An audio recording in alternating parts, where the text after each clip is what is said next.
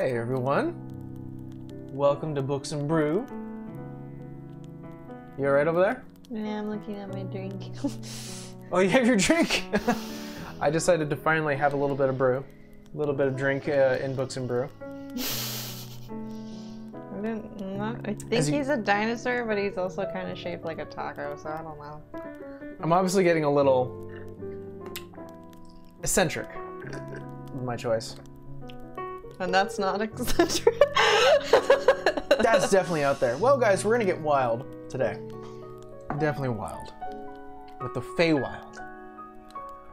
Realm of mystery and chaos, ever-changing and ever-moving, elements mixing together, not as bad as the Abyss, but definitely just as wild and unpredictable.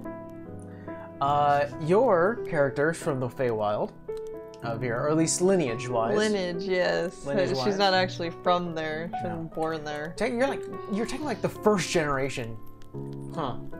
I don't know if that's how that works, because I'm not the oldest. Well, no, first generation means your parents, then it goes down one, and then it says your sibling, your children, and that's the first generation. Well, yeah. And then grandchildren would be the second generation. So your first generation material plane, which is pretty interesting. The Feywild, so there's a book here that we have. It's called The Wild Beyond the Witchlight, which is, I think, the first publication that Wizards did, Wizards of the Coast, that directly handles the Feywild. Until then, there wasn't much said about it. No, absolutely. There was like maybe a short description of like Outer Planes, which included the Feywild, but other than that, there was nothing more to, like, there was no set material. I just like how everybody pretty much just is like, it's crazy there. That's it. Just because they don't know. And it's to say about it, I guess. Yeah, and it's interesting because the descriptions here that they have for most of the Feywild stuff is not directly like chaotic, crazy, everything is wild, and nothing makes sense. It's just little like things are a bit tricky. Always. Yeah, that stuff you were reading was weird though. Yeah, right now I'm going through the Feywild trinkets, things that whenever you take like a Feywild background, or if your background actually sort of goes like, hey, guess what? You can have a trinket, because there are backgrounds that allow that. There's things here that are labeled like an empty bag labeled candy. That's it. You get an iron needle with an eye that refuses to let thread pass through it. So you know when you're needling. It just won't go through, which is probably very irritating for someone who's working with it, who doesn't know. Let's see here. A glass slipper. You only get one. It's missing its mate. I'm gonna use this neck pillow. What's this? Yeah, let's find a really funny one. A piece of orange parchment folded to look like a knight astride a unicorn. Like that's all. This is random, and that's the whole point of the Feywild. Witchlight, the book, gave us a couple of new races to play as. I think you know what they are. Just the bun buns? There is the bun buns, yes. Not exactly the name, but yeah. Do you know the other? Bun buns and fairies. Fairies, correct. Is there one that you're more interested in? Well, I mean, I called it bun bun. So I guess that one. I mean, I feel like fairy, but then at the same time, I'm curious about the rabbit. They're called Haragons. Hare. You know. Bun bun. Bun bun. They originate in the Feywild, where they spoke Sylvan, so they speak that. They embody the spirit of freedom and travel. Kind of makes sense. I feel like a lot of culture puts like rabbits like to explore. Well, they're fast. Yeah. And I think hares are supposed to be faster than a regular rabbit. Have you ever tried to catch a rabbit that's in full speed? No. It's not easy. I can imagine not. So they basically embrace the Fey realm's chaos. They like the fact that things are ever changing because they're ever moving. Is there a note on there like them having 12 babies at a time, or is that like not a thing? Because rabbits do that. There's no joke about that population. I don't think it mentions that. Because you could be like a sibling of 12 And then like your mom just still has babies. I feel like it's fair to say that if you're a Haragon, you probably have 20 sisters and brothers. I feel like that's about right. And then they have kids, and then their kids have kids. It's like I have 50 nieces. Yeah, I have... Not more. I don't know why, like, it should be one of those feelings where, like, maybe you ventured out because you felt a little too... Claustrophobic? Yeah, or not that, maybe, like, you got lost. Like, you're not... Like, I don't even know who I am. Like, I'm number 49. Yeah. My mom doesn't really even know who I am at times. Like, she tries, but... She knows which one I am, but she forgets my name. Yeah, she's like, you. It's like, you know my name. It's like, no, you. So, that's a Haragon. Give that mom credit if she's got 50 kids. Oh my god. Give that woman a medal. You're like, lucky she knows your name. Lucky you didn't name them 1, 2, 3, 4. So, Haragons have a few traits that they get right off the bat. Most races do have this sort of like, yeah, you get a bonus right away. They are considered a humanoid. We've seen Ravnica backgrounds where like people are considered undead, or yeah, things like that. You can choose to be a small Haragon, so you can be technically a small creature like a gnome or a halfling, or you can be a medium size, humanoid, elven size, things like that. And that's kind of good for flavor. So you could be like a little tiny rabbit, but you could be a Be a quick rogue. A barbarian and kick your ass. Or you can be kind of a tall, lanky rabbit, you know, and just maybe a druid. You gotta be a hippie. And I am a druid in many campaigns, but well, not even. It's like 1, 2. 2. Oh, Iris. That one's done though. So there's that. You have a walking speed of 30 feet. Honestly, when I saw that, I was like, that should be a little more, shouldn't it? For a hare. I feel like it should be like at least 35. Yeah. The speed of an elf. You both come from the Feywild. As you mentioned, hares are freaking fast. They're supposed to be fast. However, they do have a thing called hair trigger, which means they get to add their proficiency bonus to their initiative rolls. So they get to like cut in line. Yeah, so when it comes to fights, they're quick to act. Doesn't mean they're fast, it just means they're quick to act on a hair trigger. They also have Leoprine senses. Now, I'm going to spell it out. Hopefully you can say it better than I can. Leprine.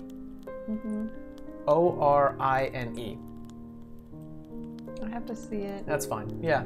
So essentially, they do have these extra senses where they are proficient in perception. I feel that sort of ties into the rabbit, where they're always looking out for danger in the sky, on the ground, underground. Hey, sometimes they get caught. Exactly. So that's if you roll, but that's a nat 1, baby. You roll nat 1. Well, doesn't matter what you were. Unless the bunny's an asshole, then go ahead. They have a thing called Lucky Footwork. When you fail a dexterity saving throw, you can use your reaction to roll a d4 and add it to the save, potentially turning a failure into a success.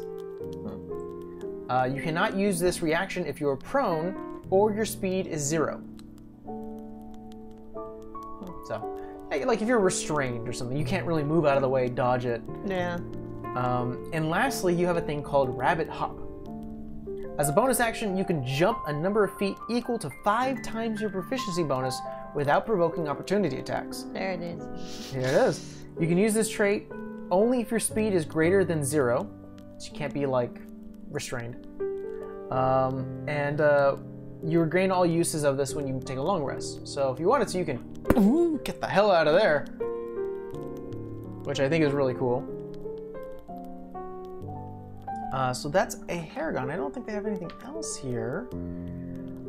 They do have things like traits and flaws and things like that. There was one thing that actually caught my eye when it came to a Haragon's flaw, which made me really laugh a lot, and that was, I easily lose track of time. My poor senses of time means I'm always late. What does that remind you of? A white rabbit. Exactly! So you could be a Haragon and be like, I'm late, I'm late, I'm late, I'm late, I'm late. Alice. I approve. I think it's pretty good. Or you can be a kleptomaniac. Always stealing. I always change my mind. I feel like that also fits like a rabbit where it's like, I want that. I don't want that anymore. I want this. I had a lot of rabbits. They're very sweet. They can also be very mean and they're very fast if you don't know what you're doing. I personally, I feel like the speed should go up by 5 feet. Yeah, that's kind of a... I mean, I guess because you have the other buffs, they don't want you to be OP. True. But, like, I feel like for what they are, they should be a little faster. I also feel that the Haragon pairs well with, like, monks, rogues. Alright, man, don't class nobody, but yeah. Those are the ones that would probably make sense. Well, the reason I say that is because, like, elves, if you take certain feats or variant options, you can learn cantrips right away. I don't think the Eladrin does, but you have your bonus action for your step. Yeah, which I is have sort my of bonus magical. action for Phase Step, Which is a spell.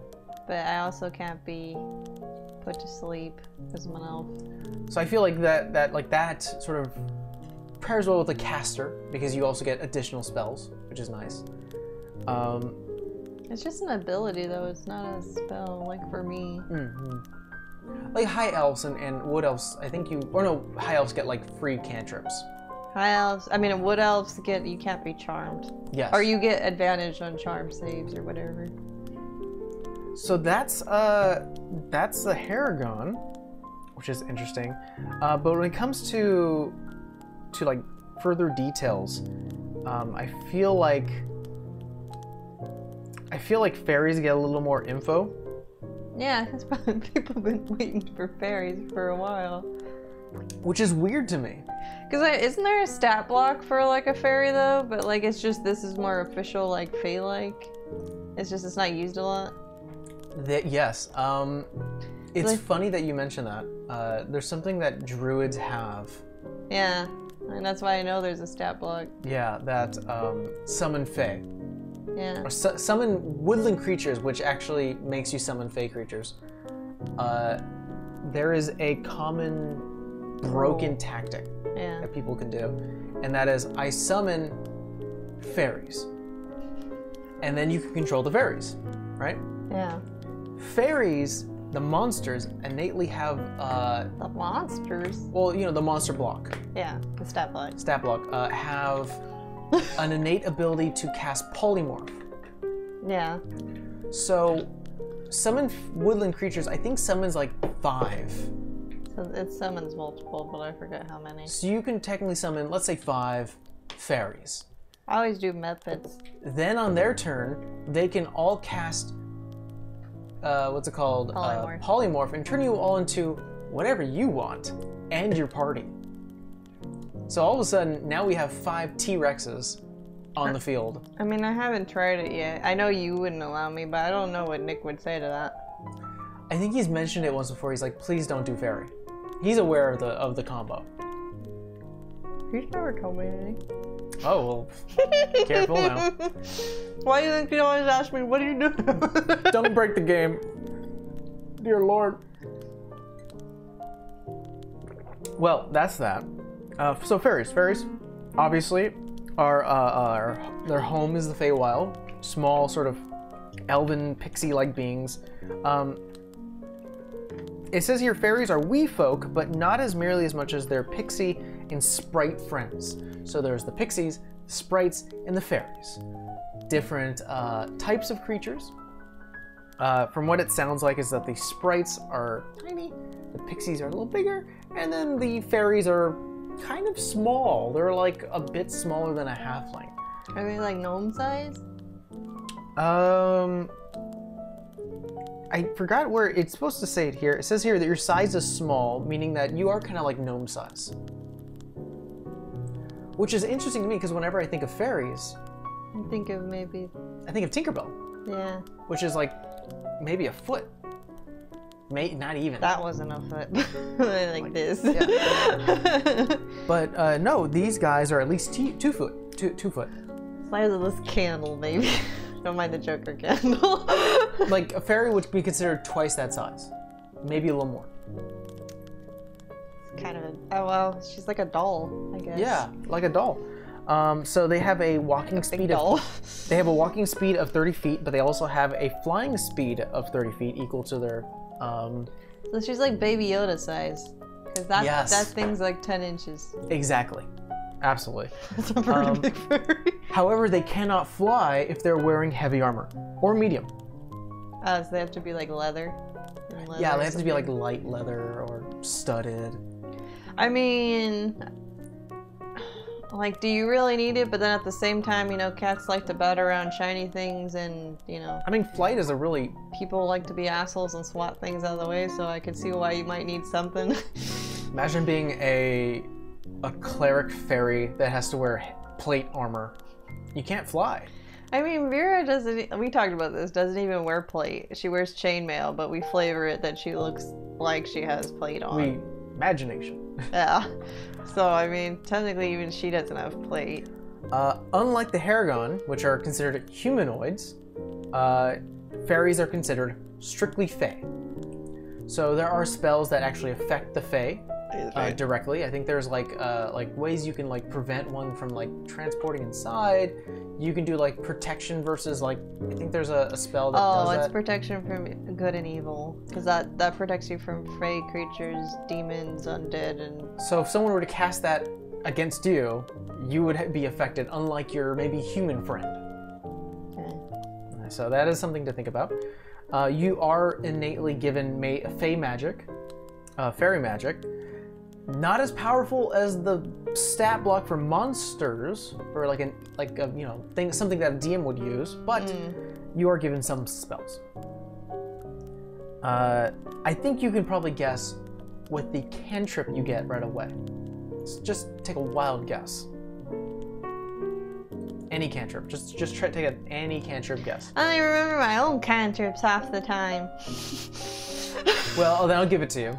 I was gonna say guidance, but I don't think it's guidance. I think it's like, I don't know. Oh, like Druidcraft or something. On the money. Good I was job. like, wait, I had to think about it. No, yes, just take a moment. You got this. Yeah, Druidcraft. They learned Druidcraft right away. I'd spell fuck you in the flowers if I didn't like a person. And then starting at 3rd level, they can cast Fairy Fire. Makes sense. Even though a little bit on the dot, I don't know if that's really right? Fey magic. It just sounds like the name they're called. I mean, Fairy Fire just sends out a sprinkle of light. It kind of is Fey. It kind of is. That's very Fey flavor. I guess, but it just sounds like they said you could get that because you guys have the same name. It's probably that. And then starting at 5th level, they can cast Enlarge/Reduce. I don't know what's happening with my bangs, guys. I was trying to fix it. Which is pretty funny because you're already pretty small, and you can cast it again, which makes you tiny. And then you kind of become. Well, I mean, if you were trying to, as I fix my hair, like fit in a crack or in like a doorway or something, it would be useful, because like that's why I animal shape into a mouse half the time, because it's like you can fit in a crack without really being noticed unless you squeak or something. So yeah, you can do reduce and turn yourself into tiny, meaning that you can kind of fit through cracks and keyholes, and then you become Tinkerbell. Yeah. You know? She did fit through a keyhole, but her butt was too big, and I kind of bat on you, Disney. Didn't they bat her on the butt? Yeah. Yeah. Well, they go like this to make the pixie dust come out. And then you can cast, or you can do the enlarge thing and then turn yourself into sort of a bigger fairy. Turn yourself maybe no longer small, maybe medium size. You can be a dwarven size. She's a big bitch. You say what? Oh damn. But that's the abilities you get from these 2 new races. I mean, personally, if I had to choose between either one of them, I don't really like the Haragon. I feel like they're one-shot characters, and then you see how they play out. I mean, I don't want to knock anybody, because I'm pretty sure there's some very creative people that could do a lot of stuff with both those races, but I don't see myself as one of those. Like, normally that's how I figure out characters, is like, oh, I like that after I play a one-shot or something. Like, because I don't know what it is. Like, I read it in theory, until I use it. I don't know if it's going to be something I like or not. Which one will you choose? Between the 2? Mm-hmm. If I wanted to be a little asshole fairy. But like, I feel like I wouldn't be like a good fairy. I think I'd be a little, like, I'd be a neutral. Like, I'd probably try and do good, but I'd probably be a little bit of an asshole just to fuck with some people. Last thing I want to go over today, obviously the two new races, but I also want to go over some creatures and monsters that you can find in the Feywild. There's not a lot. I just thought of something. What's up? You could be like a morbid tooth fairy, but except like Ooh. You could be like the, like, I don't know, like Baba Yaga, like you don't want that bitch coming to see you. Oh, that's so cool! That's an awesome idea. Now I'm thinking like cryptids. You know what those are? Yeah, but like, you know, there's a movie called that, right? Oh yeah. It's a very old movie where I don't think it's called Tooth Fairy though.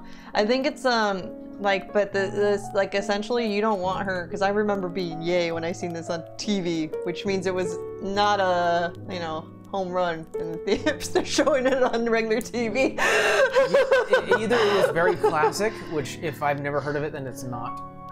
And then it's just like, we need to fill a time slot. It might be Tooth Fairy, but I remember they think, I don't remember if she actually is. I know she does collect teeth, but like you can't turn the lights off. Otherwise, like she come and gets you and kills you.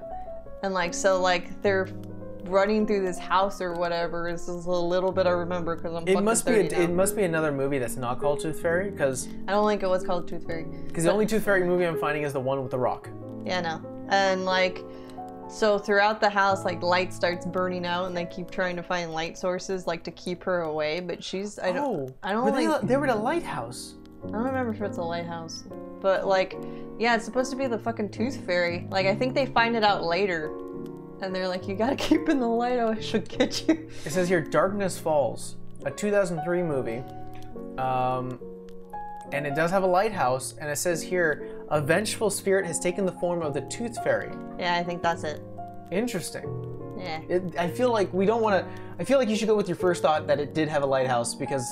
No, that was your thought. I just said it had a house, so I didn't remember that far back. Because I remember watching it with you. No, I didn't watch that with you. No, I thought I watched it with someone. I remember watching this in my mom's room on a wind-up knob TV that she had. So that's why I'm just like, oh, this was a long time ago, okay? Damn, that's wild. I mean, maybe we watched it in high school, but I don't think she didn't have like a DVD, you know, back when that was a thing, DVD or VHS of it. Well, like, I only thumbed through some of the creatures here. I wonder if they have a Tooth Fairy, which we think would be really cool. I mean, I feel like the Ravenloft might. Maybe. Or Ravenloft feels a little. Bolo's Guide, but maybe not Bolo's Guide. Maybe Tasha's? Maybe Tasha's. So there's a few creatures here that they reintroduced in the Feywild. And again, I feel like they didn't do enough. I feel like we only got like maybe That's one of the bigger books, so you notice that, right? Like, if because you there's an adventure in here. Because there's a what? There's an adventure in here. Oh, I thought that because they had more stuff. No, it's a full-on, majority of it, 95% of it is the Witchlight adventure. I thought that, okay, well. I mean, there's adventures in other books, and they're not as big nor cost as much. So, but, you know. 100%. I feel like still Tasha's brought you the most bang for your buck.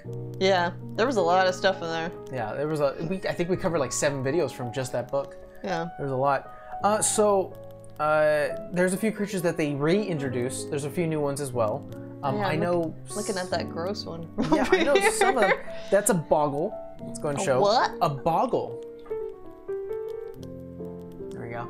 Holy shit! Like the game. I guess so. It's kind of spelled that way. Boggle. It's spelled exactly like it. Yeah, it's called a boggle. I'm gonna Google boggle and see what comes up. Boggles are little boggles are little boggles of fairy tales. They hide under beds and closets, waiting to frighten and bedevil folks with their mischief. Boggles excrete a special oil from their pores that can make the substance slippery or sticky. Or make words in a square. A boggle create magical openings that enable them to travel short distances, so they can kind of like teleport in a way. And put dice and letters in these corners. Who didn't proofread this? It's spelled exactly the same way. I guess, yeah. Who didn't do their research? Who was not old enough to know what boggle was? That's what this comes out to, because I was like the game? And then I was like, you showed it, and I was like, that's spelled like boggle. So I Googled how it's spelled. first thing that comes up. Who was the fucking Gen Z baby that did that shit? I'm calling you out right now. Fuck. Well, look, again, some of these are already in the monster manual. It didn't come out now. But still. Alright, well then who made that one before that didn't ship the... Some millennial, I don't know. We're millennials and I know what boggle is. Sure. But millennials go back to the Even 80s. boomers know what boggles are, so someone did it. Anyways. Somebody was underneath a rock. Boggles are very much like kind of low adventure monsters to fight. They've only got 18 hit points. They have an AC of 14. A lot of their stats aren't very high. The only thing that that is very tricky about them is that they can excrete an oil puddle that is either sticky or slippery, and they can, as a bonus action, excrete that as well as pummel as an action. Or they can use a dimensional rift. As I said before, they can like duck into something, become immobile in this rift, and then teleport somewhere else 10 feet. Oh no, sorry, 30 feet away. So they're very tricky monsters. You have to hit them and you better make sure that you kill them without them running. Do you know what a bullywug is? I don't like those. Bullywugs, I think you fought numerous times in the old campaign. They have a kind of... I thought we fought them in this game too. I think so. They have a new type of bullywug that are a little more put together, I guess. It is the Bullywug Knight and the Bullywug Royal. So I'm gonna go ahead and show that. You can see this. Look at this dapper motherfucker. Where's fucking... Oh, what's his face? Sorry, I'm brain dead right now. Shady. Why? When the fuck was the boggle introduced in D&D? I'm trying to find it. We're moving on. No, right. I'm determined to know. Look this up. 5e Monster Manual. Release date. Look up that exactly. We'll wait to hear this. I'm sure this is going to be worth it too. Well, I know when boggle was made. Did you look it up? When was it released? 2014! Boggle was made in 1972! What the fuck? I have questions. Damn it! What are they doing over there? I can see she's not interested in the bullywug. No, go! No, it's fine. I actually want to show you a new creature. This is one of the newer creatures that came out. It better not be named after a board game, I know. The Kempsterous, which is... Sounds like an awful dinosaur. A little tiny happy mushroom guy. That thing reminds me of Mr. Hanky. Mr. Hanky, the Christmas mushroom. That looks like something you had when somebody's drugged your drink. Kempsterous are happy-go-lucky mushroom-like creatures with few cares or worries. They are captive by music. They can't distinguish a well-played performance from a bad one. They don't care. If anyone plays an instrument or sings, the Kempsterous, they're little creatures. They sing along with you, each in an obnoxious, nasally fashion as they dance and caper around whoever has the music. So they're like, oh, look at this guy! I get some Undertale vibes from that shit. That's sus. Fair. If I see like a bunch of happy fucking mushrooms, I'm like, 1, seen in Red Alice. 2, seen Undertale. I was like, it says something right there. They even added this here. It says here, the mushroom creature eats salty soil and filters out the salt and excretes a slippery paste of petrified soil, which is perfect for nourishing fungi and the sort. Eating salt is also a defense mechanism because it can make the campers taste salty and thus unpleasant. Might taste good. Mushrooms taste good with salt. Put enough rock in there, you make that really good. They only have 2 HP, and they're only 12 AC. So if you smack them, that's it. They have a headbutt attack that does 1 point of damage. Like don't do that. Those are just sad. And they can release spores. Oh, there it is. If you fail a wisdom save of 10, don't roll a 1. Let's see here. On a failed, the creature is incapacitated and the speed is halved for a minute. Oh, for both for a minute. So yeah, they can go, shut! Go! They've only got a speed of 5 feet. They're gonna rush as quickly as they can. Gonna kill the bunny. Don't hurt the Kempsterous, they're nice little folks.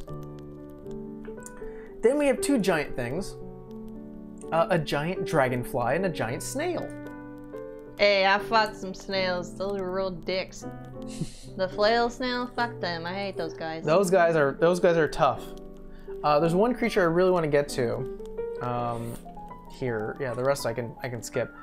They have Haragon monster, so you can play as a Haragon or you can fight Haragons. They actually have Haragon monster stats. What am I thinking of? That's I don't remember if it's Halloween, but it's like a mutated rabbit, and he's got like a lot of fluff. I'm thinking of like Donnie Darko. Big ass buck teeth. Oh, wait, let me find. Look up Donnie Darko. That's what I'm thinking of. They even have Haragon snipers that you can play as. They are, let's see, what do they use? They use a light crossbow, but they're really good at, they have a high dex, they can shoot from afar. Not the mask. I thought there was like a cartoon one. Look up Donnie Darko. I am. Oh. I don't think it's this. Oh wow. The last creature, there's a few other ones, but to be honest, they're really treading on old stuff, like the living doll, the quickling, which honestly is difficult to fight. The quicklings are definitely a challenge. You know, I can't unsee any of this. Donnie Darko? No, Donnie Darko is pleasant compared to what I'm looking at. Well, I don't want to know. The red cap. These are all creatures that have already been introduced in the monster manual. Again, I wish they would have come up with more monsters, but they didn't, which is unfortunate. They have finally statted, again, I'm not sure if this is 100% already done so, but I'm seeing it now for the first time in a while, the Jabberwock. Oh, cool. Isn't that cool? The Jabberwock is a solitarily temperamental predator that haunts pristine forests and ancient ruins. Accurate descriptions of the Jabberwock is different from person to person because they're rare survivors of the encounter with one. It says here that its eyes emit a fiery beams. It can walk on its hind legs as well as travel on all fours. It's got like this thin, spindly body. Let's go and show it off. Oops, I just moved our background. Oop. I'm thinking of a Twilight Zone episode, apparently, or movie. He kind of looks like he's got goggles. He's got like these ever-present eyes. Yeah, those are huge. They look like magnifying glasses. Right? So the Jabberwock. See, we got bunnies. I mean, we got hares. We got that are always late, and now we got the Jabberwocky. We could make Alice. We could. It says here, once a Jabberwock has chosen its target, it concentrates its attack on that target until the victim is killed and devoured. Until the Jabberwock is killed, or until the target escapes using a teleport magic of other means. So you best, once it sets its sights on you, doesn't matter if your barbarian friend is hitting you, or hitting it, it's gonna still aim all of its attacks towards you, until you are dead. He wants his bun. Or this mushroom. You wanna know what's creepy? What? If the Jabberwock is slain, another one appears in 3d8 years, materializing within 1,000 miles where the old one perish. Does it hunt you down? It says here there are no immature Jabberwocks because there is no immature ones. They grow quickly to adult age. It's up to the DM. Like, it could be like... Well, if this thing was a chimera, you'd be fucked. So we're coming back to get you. Okay. Oh, Kimmy, you killed a baby. So rude. I do have a problem with chimeras. I don't know why. That was me releasing a little So bit. much so that the zombie version came back to fight you. Yeah. Because it was upset. I had to fight that chimera. The Jabberwock, I'll go ahead and read some stats that it has here. It has a natural AC of 18. And it has about 115 hit points, so not technically a lot, depending on your level. I still wouldn't want this person on my Yeah, I feet. wouldn't want all its hits on me, because I mean, a couple of good hits, and even if you're up there, like, they could take you down. It does have some legendary resistances. It's got some legendary actions. It's actually well statted, which is pretty crazy. So, just being them without using an action or anything, they have a thing called Confusing Burble. The Jabberwock burbles to itself, sort of like type of thing, to itself. Unless it's incapacitated, the creature starts a turn. If any creature starts its turn within 30 feet of it, and hears this, it must make a DC 18 Charisma saving throw. On a failed save, the creature cannot take any reactions, and you must roll a d4 to determine what it does. So on your turn, you either do nothing on a 1 or 2, or the creature does nothing except use all its movement to move in a random direction, or you make one melee attack against a random creature that you can see. So just being 30 feet within this creature ends your turn if you fail that saving throw. Because you can do nothing. You can't choose to do anything. Nope, don't like that. That sucks. They do have 3 legendary resistances. They have a regeneration ability. At the start of their turn, they regenerate 10 hit points. So technically, they have more than 115. Every time you hit them, they go, more. They have Uncanny Tracker. The Jabberwock can track any creature it has wounded within the last 24 hours and knows the distance and direction of its quarry as long as 2 of them are in the same plane of existence. I need to have this thing as a pet. Ooh, that's pretty good. Yeah. They have a multi-attack. They can make 2 render attacks, which has a +10 to hit. So they're hitting. What series did we watch that had that? Like, she gave something for it to smell and then, like, it would find you. It's been a... All I know is it's a female and then, like, it's not a... I'm getting flashbacks of a bunch of, like, wolves. No, it wasn't a wolf. It was like a really weird creature. Well, I think. they also have a recharge ability called the Fiery Gaze. Unless it is blinded, the Jabberwock emits a 120-foot long, 5-foot wide cone from its eyes. Avatar. Avatar. Yeah. I was like, come on. She rides that thing and then it smells. When out it like her uses its tendrils, it can like paralyze you. It's got poison. I remember that. That one. It says here that a creature must make a dexterity saving throw or take 7d8 fire damage. And it also has legendary actions. It can use a tail attack, another rendering attack, or a wing attack. So it can attack a lot. It's going to do all of its legendary actions on you. Not fun. Not fun at all. I like it. Yeah, me neither. But that's the creature I wanted to show you. There's other ones, the Living Doll, Red Cap, which is like a really evil, like... Oh, we went over the living doll. We have. That We one went was over the creepy. clarinet, Oh, yeah. which I think is a little more evil than the freaking Living Doll. Living Doll is just a living doll. I don't know, that living doll looked kind of creepy. It does. Looks like Annabelle. But that's where we're going to end it today. Just a quick jaunt into the Feywild. Nothing too crazy. We will not be live tomorrow. But we will be live Sunday at 2:30. That's correct. And then we'll have another Sunday game. But that will be our last session of Magic and Mouse Day. That'll be the last session of Magic and Mostad For the year. for the year. And then we'll start fresh in January. We're going to try out a few things coming in 2022. Nothing bad. Nothing bad. But we gotta see first. Yeah. We're going to test out a few things, see how things went. But other than that, think that's going to be it. We'll see you guys Sunday. Bye.